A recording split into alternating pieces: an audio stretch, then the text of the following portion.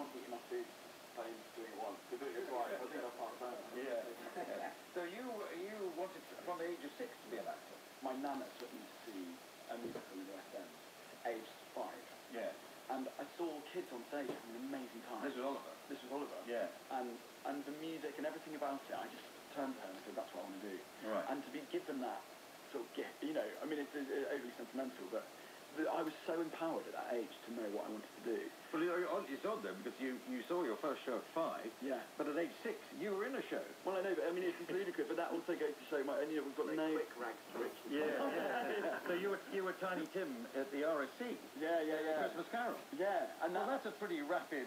well, I know, but you know, that also goes to show just how amazing, like, supportive my family were, because we've got no theatre background at all. And it just so happened that in, you know, South Oxford and Wallingford, the RSC the following year were looking for kids. So I went to a local church and sang Where Is Love from Oliver, which I've learned.